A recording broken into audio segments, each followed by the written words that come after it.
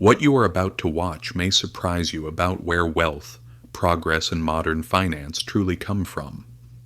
While much of Western Europe was fragmented, local, and economically strained, one city was living a completely different reality, and doing so deliberately with extraordinary success.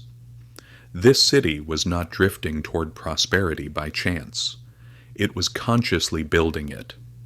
This is about money, power, and the systems that shape history. Welcome to Thrones of Finance. In the year 762, a decision was made that would reshape the global economy for centuries. Instead of inheriting an old and inefficient imperial capital, the Abbasid Caliph al-Mansur ordered the construction of an entirely new one from scratch.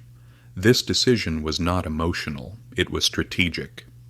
They named the city Baghdad, and as its foundations were laid, it carried a single purpose that no city before it had fully achieved: to connect the world.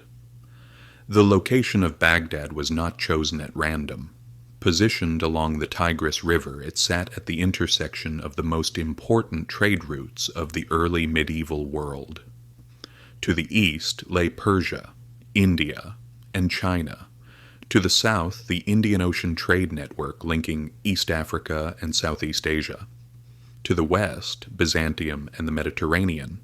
And to the north, routes stretching into Central Asia. This geography gave Baghdad immense geopolitical significance, allowing goods, ideas, people, and capital to flow from the city to nearly the entire known world. But geography alone does not create wealth. Many cities sat along trade routes and yet never reached the level of success Baghdad achieved. What set Baghdad apart was that it was designed not to block these flows for narrow advantage, but to absorb and regulate them.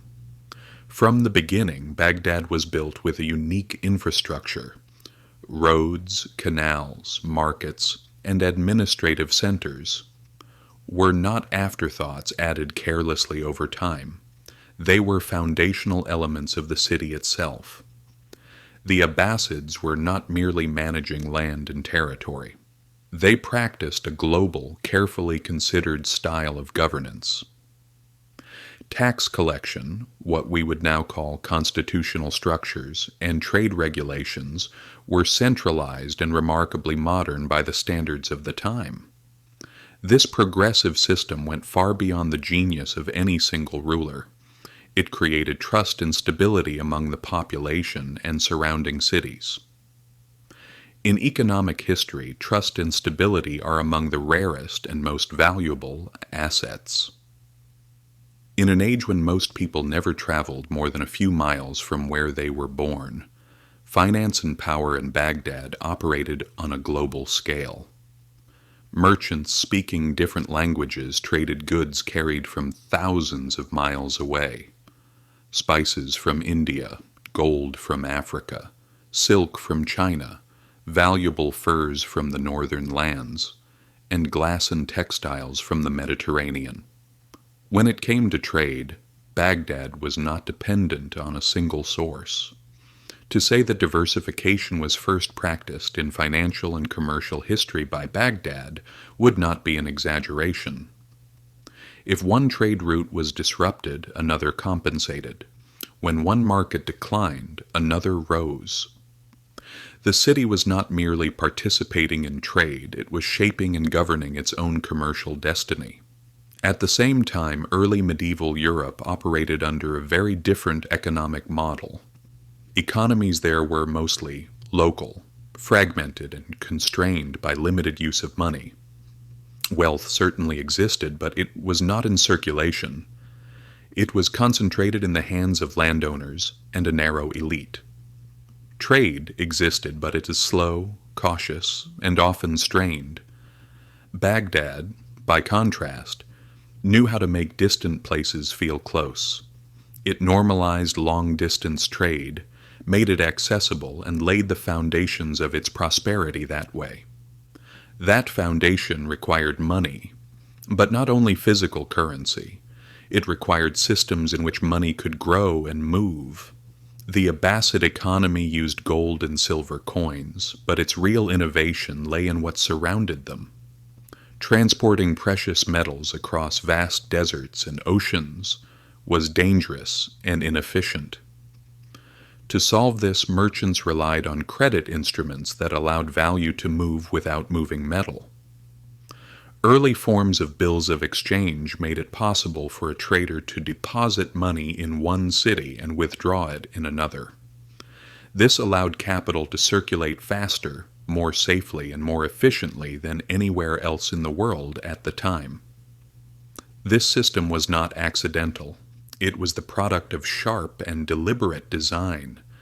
To manage it effectively required legal clarity, contract enforcement, and trust mechanisms that punished fraud. Baghdad provided exactly that environment. There were legal frameworks and courts to resolve commercial disputes. The state did not micromanage trade. It approached the system from a macro perspective and made trade possible. The difference between these two approaches may be the single reason this success endured. Wealth was not hoarded by a small group and left stagnant. It moved, and as it moved, it multiplied and gained value. What is even more striking is how modern this looks when viewed through the lens of its time. Financial historians often describe advanced banking and credit as late European inventions. Yet Baghdad was practicing functional versions of these systems centuries earlier, not through financial textbooks, but through systems born of necessity and ingenuity. But Baghdad's wealth did not come from trade alone. The true differentiator was that knowledge was given real economic value. Investment in knowledge was deliberate and structured. This is precisely why the Abbasid Golden Age deserves its name. And it is the point most often overlooked in Western narratives. Behind Baghdad's financial success was not only respect for money, but deep commitment to something else: knowledge. Knowledge was not restricted by religious boundaries. It was actively sought, supported, and translated to strengthen the system. The Abbasids brought mathematics, medicine, astronomy, and engineering knowledge from different civilizations into Arabic. This was not a cultural gesture. It was a conscious economic strategy. Better mathematics meant better accounting and engineering. Better astronomy meant more accurate calendars and trade timing. Better medicine meant healthier populations and longer productive lives. Knowledge supported production, and production supported wealth. Institutions like the House of Wisdom were not symbolic libraries. They were research centers. Scholars were salaried professionals.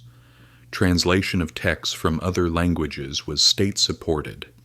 Debate and exchange between different schools of thought were encouraged. This created something rare in pre-modern history: a professional intellectual class integrated into the economic system. Urban life reflected this complexity. By medieval standards, Baghdad was enormous. Estimates vary, but even the most conservative figures place it among the largest cities in the world at the time. Markets became specialized, crafts diversified, and public amenities like baths, hospitals, and schools were widespread. Wealth did not accumulate only at the top.